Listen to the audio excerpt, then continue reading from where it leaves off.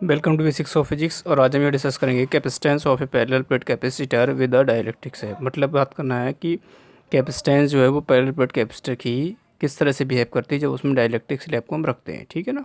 तो सबसे पहले इसको डिस्कस करने से पहले हम डाइलेक्ट्रिक स्ट्रेंथ के बारे में बात कर लेते हैं। ठीक है, कि किसी भी मटेरियल की डाइलेक्ट्रिक स्ट्रेंथ क्या होती है। अभी डाइलेक्ट्रिक क्या होते हैं? डाइलेक्ट्रिक एक तरह के क्या होते हैं कि इंसुलेटर ही होते हैं, बट इनको अगर हाई इलेक्ट्रिक फील्ड में रखा जाए तो इनमें क्या होता है, चार्ज एक्युमुलेशन हो जाता है सरफेसेस पे। ठीक है, तो उसको बोलते हैं डाइलेक्ट्रिक। ठीक है, डाइलेक्ट्रिक मटेरियल। अब एक डाइलेक्ट्रिक मटेरियल को, ठीक है ना, कैसे चार्ज एक्युमुलेट होता है, कैसे वो चार्ज फ्लो करने लग सकता है, मतलब डाइलेक्ट्रिक कैसे जो है बिहेव करता है किसके साथ, डाइलेक्ट्रिक जो है वो कंडक्टर की तरह कैसे बिहेव करता है, इस पे भी डिस्कस कर लेते हैं। अगर एक डाइलेक्ट्रिक मटेरियल को किसी हाई इलेक्ट्रिक फील्ड में हमने रखा, ठीक है ना, if A dielectric slab is place in a very high electric field, बहुत हाई इलेक्ट्रिक फील्ड है, तो क्या होता है, जो आउटर इलेक्ट्रॉन होते हैं, ठीक है ना, सरफेस के जो आउटर इलेक्ट्रॉन होते हैं वो क्या होता है, डिटैच होने लगते हैं from the there parent atom. मतलब उनके जो पेरेंट एटम है उनसे क्या होता है, इलेक्ट्रॉन बाहर आने लगते हैं। ठीक है, मतलब एक तरह से ऐसे हो गया, कंडक्टर की तरह बिहेव करने लगा। तो ये जो सिचुएशन होती है, ठीक है, ये जो सिचुएशन होती है कि पेरेंट एटम से इलेक्ट्रॉन बाहर आने लगते हैं। ठीक है, और ये कब हो रहा है, जब एक हाई इलेक्ट्रिक फील्ड में आपने डाइलेक्ट्रिक को रखा हुआ है। तो वो जो सिचुएशन होती है उसको बोलते हैं कि अब वो कंडक्टर की तरह बिहेव कर रहा है। ठीक है, और इस सिचुएशन को बोलते हैं कि डाइलेक्ट्रिक ब्रेक डाउन हो चुका है। वैसे डाइलेक्ट्रिक क्या था, एक तरह का इंसुलेटर था, लेकिन अब वहाँ पे क्या होना, कंडक्शन स्टार्ट होना स्टार्ट हो जाता है। ठीक है, कंडक्शन होना स्टार्ट हो जाता है। तो जहाँ पे कंडक्शन होता है वो कंडक्टर में होता है। ठीक है, अब कंडक्टर जैसा बिहेव कौन कर रहा है, डाइलेक्ट्रिक मटेरियल। कब, जब उसको बहुत हाई इलेक्ट्रिक फील्ड में हमने उसको रखा है, तो जो इलेक्ट्रॉन्स हैं, आउटर इलेक्ट्रॉन्स, वो क्या होते हैं, बाहर आने लगते हैं सरफेस से। ठीक है, ठीक है, उसके जो आउटर सेल्स हैं उससे इलेक्ट्रॉन क्या आना है, एटम से, और एटम की जो आउटर सेल होती है वहाँ से इलेक्ट्रॉन क्या बाहर आने लगते हैं। तो वो जो होता है सिचुएशन, वो होता है कंडक्टर की सिचुएशन। तो अगर एक डाइलेक्ट्रिक मटेरियल कंडक्टर की तरह बिहेव कर रहा है, इसका मतलब उसमें क्या होगा, डाइलेक्ट्रिक जो स्ट्रेंथ थी वो ब्रेक हो चुकी है, डाइलेक्ट्रिक क्या होता है, ब्रेक डाउन हो चुका है। ठीक है, और वो कब होता है, जब हाई इलेक्ट्रिक फील्ड में वो रखते हैं उसको। ठीक है, अब बात करते हैं, अगर मैक्सिमम इलेक्ट्रिक फील्ड हमने अप्लाई किया, ठीक है, that can exit in a dielectric without causing breakdown. मतलब एक मैक्सिमम इलेक्ट्रिक फील्ड की वैल्यू जिसके अंदर हमने डाइलेक्ट्रिक को रखा और डाइलेक्ट्रिक ब्रेकडाउन नहीं हो रहा है, मतलब वो एज अ कंडक्टर बिहेव नहीं कर रहा है, तो क्या कहते हैं हम लोग उसको, of insulating properties called dielectric strength. वो जो इंसुलेटिंग प्रॉपर्टी है मटेरियल की, ठीक है, उसको क्या बोलते हैं, dielectric strength of the material. मतलब ये हुआ कि एक मैक्सिमम इलेक्ट्रिक फील्ड अप्लाई कर रहे हैं, लेकिन उस मैक्सिमम इलेक्ट्रिक फील्ड में क्या हो रहा है, डाइलेक्ट्रिक ब्रेकडाउन नहीं हो रहा है। ठीक है, मतलब इंसुलेटिंग प्रॉपर्टी जो है मटेरियल को बनी हुई है, तो उसको बोलते हैं कि वो जो सिचुएशन है वो थी dielectric strength of the material. ठीक है, तो अगर वैक्यूम की बात करें, मतलब फ्री स्पेस की बात करें, तो डाइलेक्ट्रिक जो स्ट्रेंथ होती है वो इनफाइनाइट होती है। और एयर की बात करें तो एयर क्या होती है, अप्रॉक्सीमेट 1 होती है, 0.8 के आसपास। ठीक है, तो डाइलेक्ट्रिक स्ट्रेंथ ही डिसाइड करती है कि जो सिचुएशन है, जो सिस्टम है, वो कितना इंसुलेटिंग है। अगर इंसुलेशन ज़्यादा है इसका मतलब उसमें जो डाइलेक्ट्रिक स्ट्रेंथ वो ज़्यादा होगी, और इंसुलेशन कम है इसका मतलब डाइलेक्ट्रिक स्ट्रेंथ क्या होगी, कम होगी। ठीक है, अब हम बात करेंगे capacitance of parallel plate capacitor with dielectric slab. देखते हैं, हमने एक पैरेलल प्लेट कैपेसिटर लिया हुआ है, ठीक है, और इसके अंदर एक डाइलेक्ट्रिक स्लैब को रखा हुआ है। और डाइलेक्ट्रिक स्लैब जब उसमें रखते हैं तो पैरेलल प्लेट कैपेसिटर का जो बिहेवियर वो किस तरह से बदलता है उसके बारे में डिस्कस करेंगे। ठीक है, तो अब यहाँ पे हमने एक पैरेलल प्लेट कैपेसिटर लिया जिसकी प्लेट्स के जो एरिया है वो क्या है, सेम है, यानी कि ए है, और प्लेट्स की जो बीच की डिस्टेंस है वो कितनी है, डी है, यानी सेपरेशन के बीच का डी है। ठीक है, अब आपने इसको पॉजिटिव चार्ज दिया तो इस पर नेगेटिव चार्ज आया था, इसके अंदर एक फील्ड आया होगा, डेफिनेटली आया होगा, इसकी कैपेसिटेंस आई होगी, इसकी अपनी क्या है, पोटेंशियल आई होगी। ठीक है, हमने क्या किया, एक डाइलेक्ट्रिक स्लैब को इसके बीच में रख दिया, किसके बीच में, प्लेट्स के बीच में, और डाइलेक्ट्रिक की थिकनेस क्या हमने टी ले रखी है। ओके, तो क्या होता है, देखिए मैं यहाँ पे समझा देता हूँ आपको एक ओवरव्यू, कि जैसे ही हम इस डाइलेक्ट्रिक मटेरियल को इस हाई इलेक्ट्रिक फील्ड में, वेरी हाई नहीं बट हाई इलेक्ट्रिक फील्ड में रखते हैं, तो क्या होता है, जो चार्ज होता है, ठीक है, वो चार्ज एक्यूमुलेट होता है, और चार्ज एक्यूमुलेट होकर कहाँ आ जाता है, सरफेस पर आ जाता है। तो देखिए जो हाई इलेक्ट्रिक फील्ड हमारे पास, ठीक है,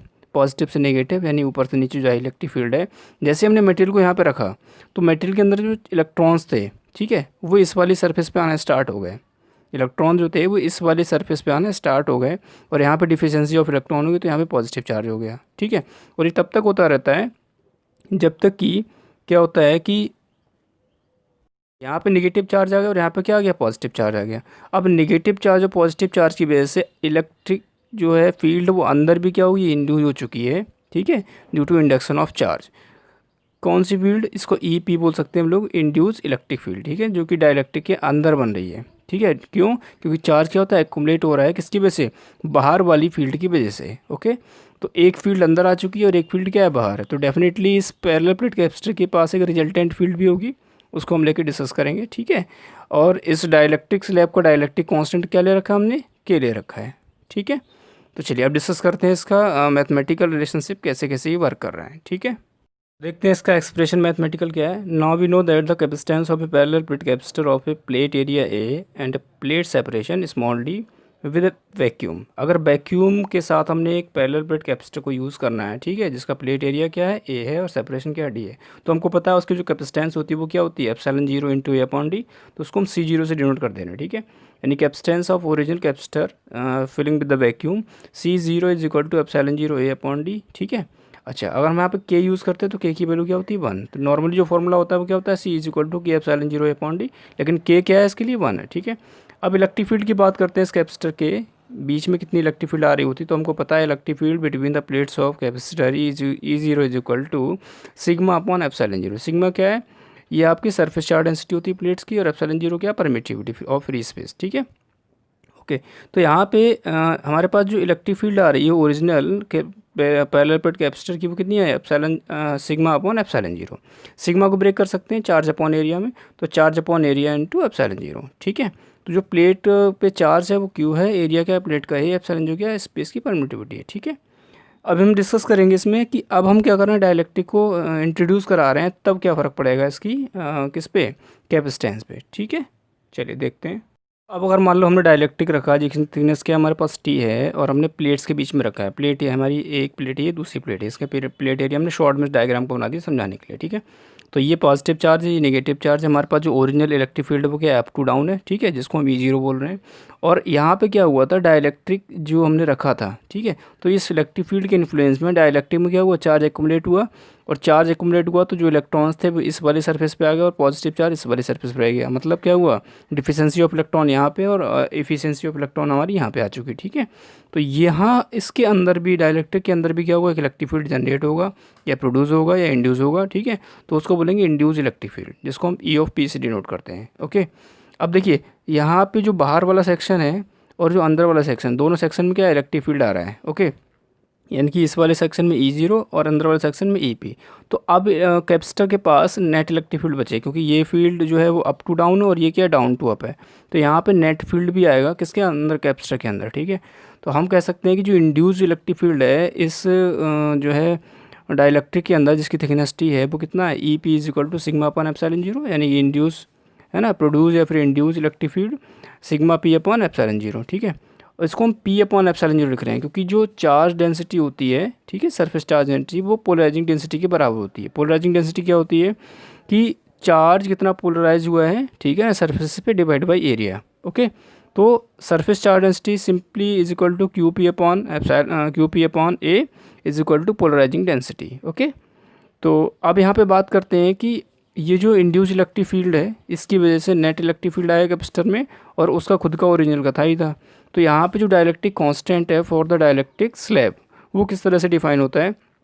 तो डाइलेक्ट्रिक स्लैब जो होता है वो होता है ओरिजिनल हमारे पास जो इलेक्ट्रिक फील्ड थी डिवाइड बाई जो अब सब्ट्रैक्ट होके आ रही है, मतलब जो नेट बच रही है। मतलब यहाँ पे ओरिजिनल हमारे पास ई जीरो थी, अब जो इसका इफेक्ट और इसका इफेक्ट जो है सॉल्व करके आ रहा है, मतलब ई नेट अब जो बच रहा है फील्ड के पास, मतलब पहले कितना था और अब कितना आ रहा है। मतलब हमने जब इसको नहीं रखा था तब हमारे पास ई जीरो था इलेक्ट्रिक फील्ड, जब हमने डाइलेक्ट्रिक रख दिया तो हमारे पास original electric field for the capacitor जो है वो ई नेट होगा, क्योंकि ये फील्ड डाउनवर्ड है, ये फील्ड क्या अपवर्ड, तो यहाँ पर नेट फील्ड आएगी। ठीक है, तो के इज इक्वल टू क्या हो गया, E zero upon E zero minus E P.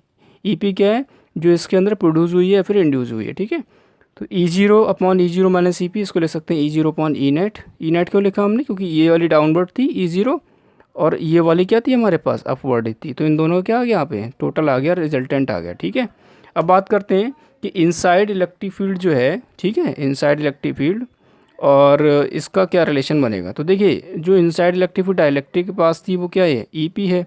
तो अगर हम नेट की बात करेंगे तो ई नेट कितना हो जाएगा, ई जीरो माइनस ई पी। ठीक है, और इस वाले रिलेशन से जो डाइलेक्ट्रिक कांस्टेंट है इससे हम लिख सकते हैं कि ई जीरो माइनस ई पी अगर हम क्रॉस मल्टीप्लाई करेंगे तो ई जीरो अपॉन के।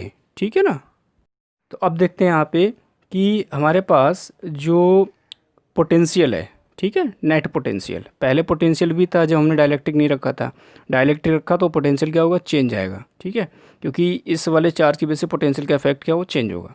तो अब नेट पोटेंशियल जो होगा वो कितना होगा जब हम बात करेंगे किसमें, इस पूरे सिस्टम के लिए। ठीक है, तो पोटेंशियल की वैल्यू देखिए कहाँ कहाँ से होगी, E0 d माइनस टी। ये कैसे आई, ये आई है कि जो हमारे पास अब बाहर वाली फील्ड है ना E0, उसके लिए अब स्पेस कितना बचा है, ये पहले d था और अब t कम हो गया तो कितना बचा है, d माइनस टी। तो हमारे पास जो पोटेंशियल होता है वो क्या होता है, B is equal to electric field into distance, तो E0 into D minus T. ठीक है, जो नेट फील्ड है, ठीक है, नेट फील्ड उसके लिए हमारे पास जो स्पेस है वो कितना टी है। ठीक है, तो नेट फील्ड के लिए स्पेस कितना आ गया हमारे पास, टी आ गया।